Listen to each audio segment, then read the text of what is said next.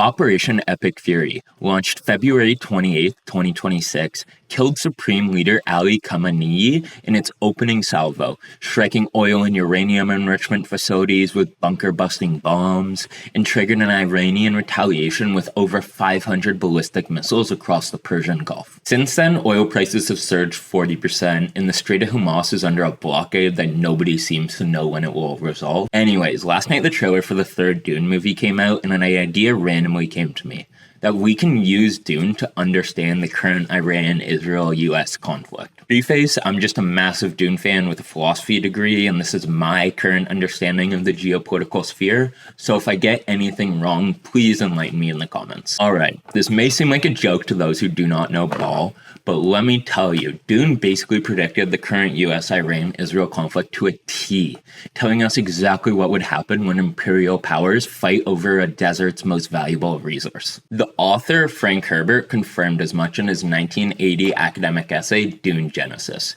The essay has a trove of information relating to Dune, but there's one quote I find particularly poignant. Frank Herbert wrote in the essay that the scarce water of Dune is an exact analogy of oil scarcity. CHOAM is OPEC, the alliance between Iran, Iraq, Kuwait, Saudi Arabia, and Venezuela. He published Dune in 1965. 8 years before the OPEC oil embargo made resource dependency a household terror. He had been watching this development since 1953 when the CIA overthrew Iran's democratic government to keep the oil flowing. Now, 73 years later, the very same logic has produced a very real war. Every layer of Dune, the spice, the desert, the messiah, the jihad, maps onto the US-Iran-Israel conflict with a precision that should make you actually uncomfortable. I am Justin and welcome back to BM Vlogs. I'm calling this video a BM Pod, because unlike a traditional video essay where I spend a lot of time editing, I'm not really borrowing from any contemporary theories here, and instead just riffing my own thoughts, specifically my interpretations of Dune, and how it relates to the current geopolitical climate today. So with that said, don't forget to like and subscribe, and let's get into it.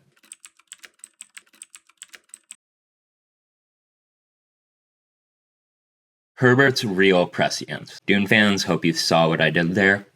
Anyways, as I was saying, Herbert saw the oil wars before they started. Frank Herbert's first novel, The Dragon in the Sea, which came out in 1956, was explicitly about Cold War submarine crews fighting over oil reserves. Frank came up with this idea because he worked as a political speechwriter in Washington, D.C. in the 50s, where he saw the quote-unquote megalomania of leadership and the pitfalls of following magnetic, charismatic politicians, as his son Brian later wrote in his biography. The geopolitical context during these years were pretty loaded. In 1951, the Iranian Prime Minister Mohammad Mossadegh nationalized the Iranian oil industry, seizing it from the Anglo-Iranian Oil Company. In August 1953, just 18 months after Iran saw its first acts of independence, the CIA and MI6 executed Operation Ajax, overthrowing Mohammad Mossadegh and installing the puppet dictator Shah Mohammad Reza Pahlavi. Side note, if you want more info on this, just let me know and be happy to make a video on it. Anyways, after the puppet dictator was installed, just a few years later in 1960, OPEC was founded. OPEC is the Organization of the Petroleum Exporting Countries Alliance, which is formed by Iran, Iraq, Kuwait, Saudi Arabia, and Venezuela. 5 years before Dune's publication, let me remind you. It's also worth remembering that though OPEC was founded in 1960, it wasn't taken seriously till about 1973 when these countries installed the first oil embargo. This oil embargo was the first step in Frank Herbert's Dune becoming a reality. Anyone who's read Dune knows the links between the Middle East and Arabic culture, so if you don't want a quick refresher, feel free to skip to the next chapter. That said, I'm going to do a brief recap now. Arrakis' geography is a direct translation of the Sahara Desert in the Arabian Peninsula. Herbert himself studied desert ecology, the Bedouin tribal structures. For those who don't know, the Bedouins are like Arabic nomads, I believe, and the Islamic religious traditions. All of these aspects of Middle East culture are then layered into Arrakis and Dune with very delicate and deliberate precision. The Fremen's name literally derives from the Berber word for free man, and the Berbers, I believe, are a tribal culture from northern Africa way back when. In general, their water discipline with the still suits and sweat and pee collectors are literal translations of desert survival techniques people have done for thousands of years. The Arabic and Islamic borrowings of Dune are extensive and specific. For example, we all know the word the Mahdi in Dune. It derives from the Arabic word al-Mahdi, which means the guided one, the Messiah. There's also the jihad, which is a direct translation of the Arabic origin of the jihad, which is a spiritual and military struggle. The Lisan al-Gaib is another Arabic translation of the word Lisan al-Gaib, which means tongue of the unseen, which comes from a famous Arabic poet from way back in history. There's also the Shai-Hulud, and that Arabic origin is Sai-Kalud, which means the thing of eternity. There's also Moadib, which in Arabic is translated to Moadib, which means educator or teacher.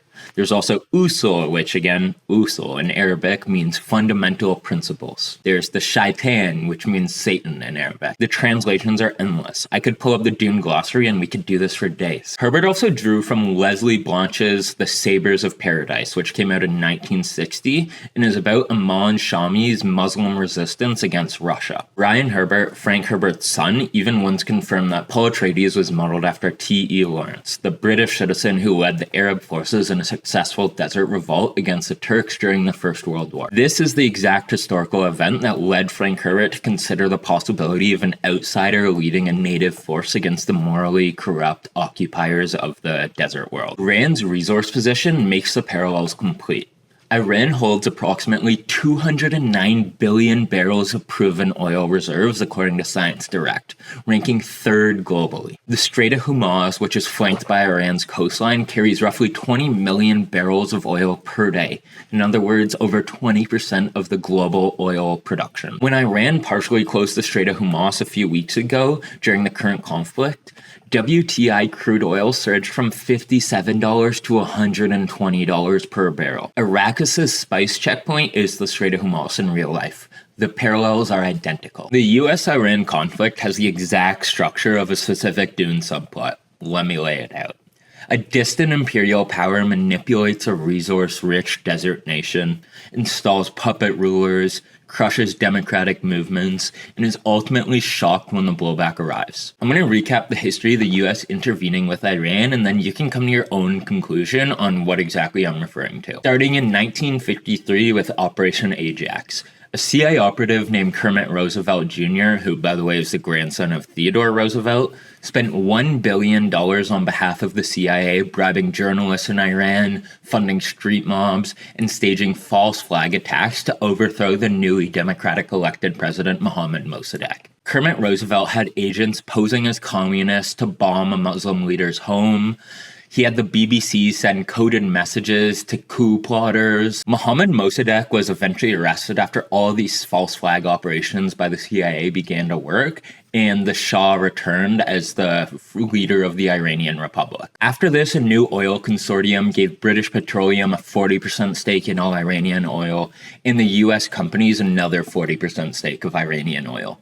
The Americans had previously had zero stake in Iranian oil, now got essentially half. After all this occurred in 1953, 200 to 300 people died in the revolutions, the protests, revolts. The CIA didn't acknowledge its role in overthrowing the Iranian Democratic Republic until 2013. After a few years of the Shah holding power in Iran, he eventually established SAVIC, a secret police created in cooperation between him and the US.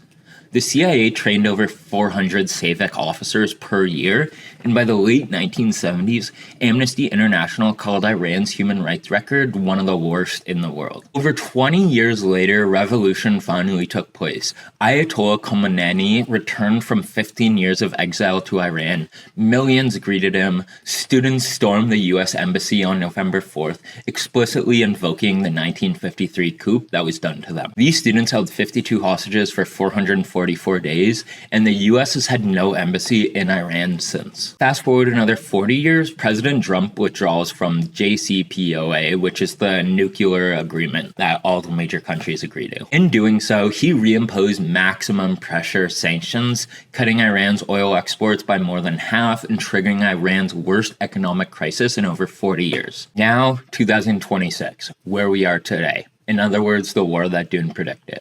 Trump's second term restored maximum pressure on Iran in February 2025. He sent a letter to the Ayatollah with a 60-day ultimatum, and 4 rounds of talks in Oman and Rome eventually collapsed. In June 2025, Israel launched Operation Rising Lion, striking Natanz and Isfahan. The US soon followed with Operation Midnight Hammer, where 7 B-2 bombers flew 18 hours from Missouri to drop bunker-busting ordnance on the Fordvo, Natanz, and Isfahan, the largest B-2 operational strike in history. Massive protests erupted in December 2025 across all 31 Iranian provinces due to the massive inflation rates caused by the US. On January 8, 2026, security forces massacred thousands of human rights organizations with between 7,000 to 37,000 deaths.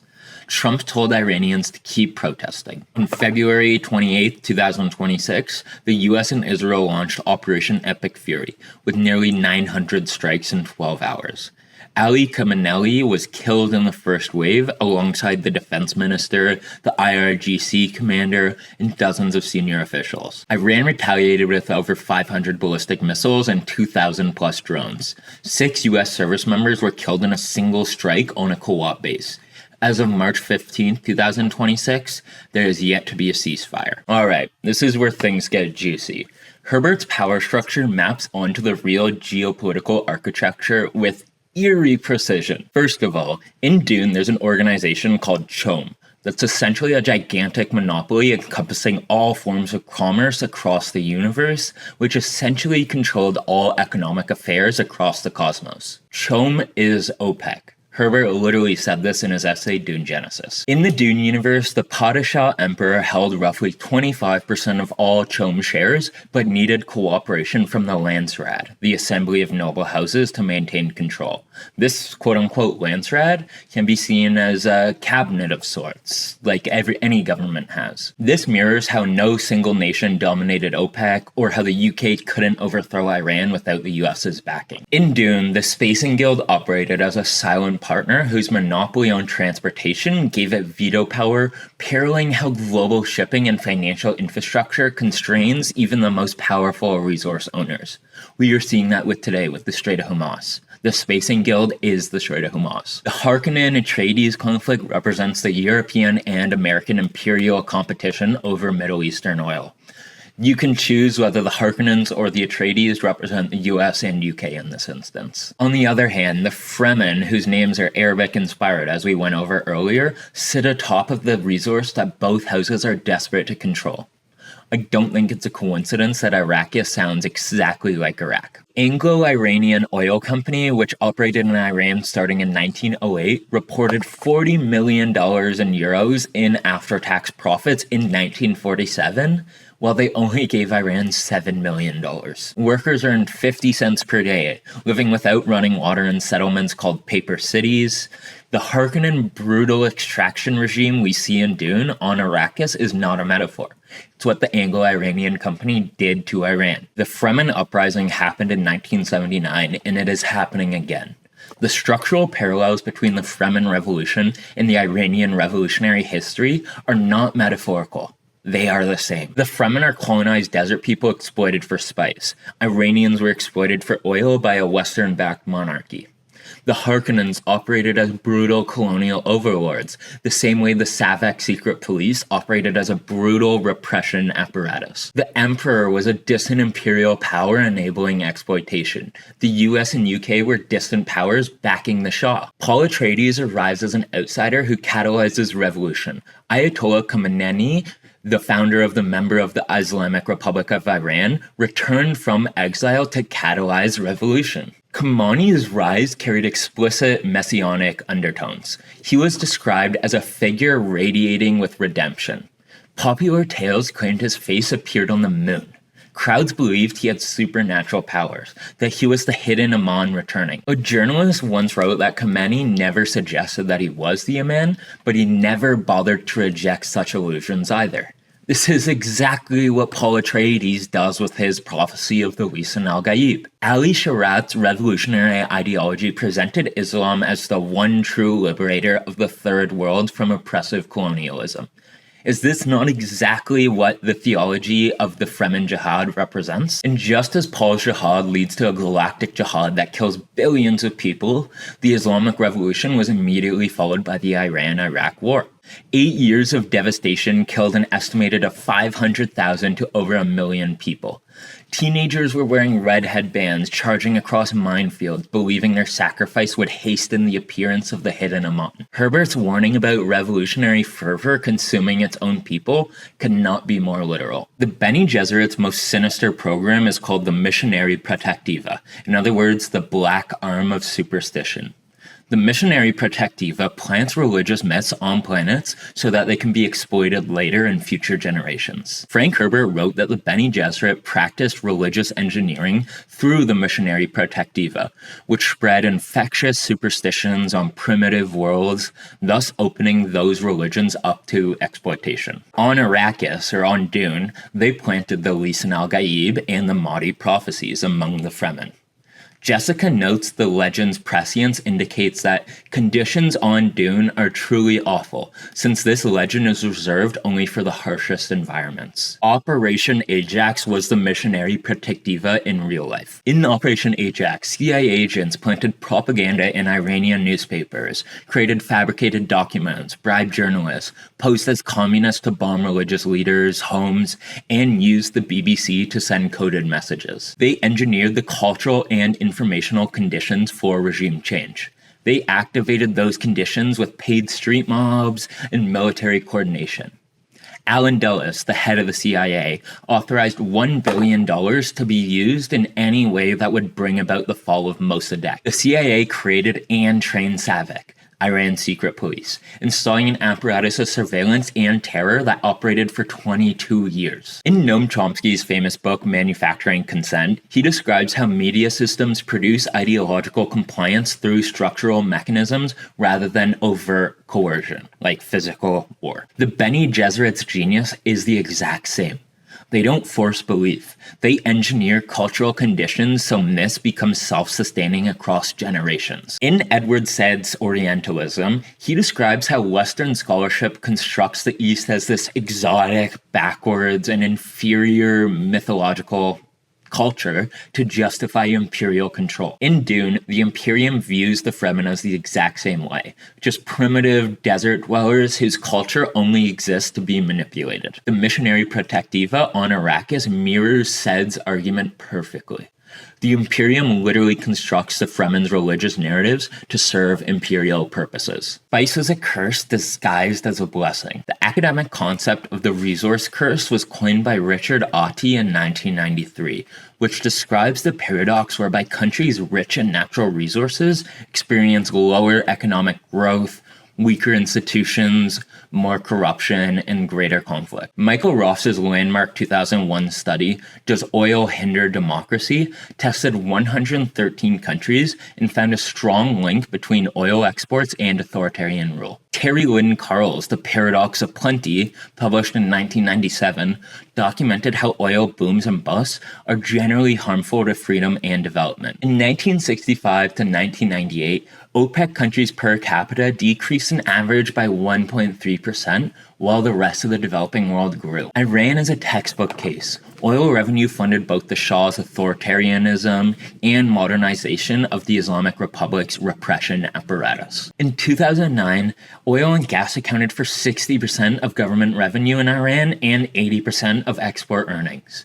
As of 2025, 51% of the government's oil revenue share is allocated to the military. The renter state theory explains this mechanism. When governments derive revenue from resource rents rather than taxation, citizens lose leverage.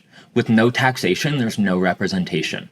Oil wealth allows autocrats to buy loyalty and oppress dissent without needing a productive populace. The resource that makes Iran strategically vital to the world is the same resource that funds its authoritarian government, invites foreign intervention, and impoverishes its own people. Say it with me, please.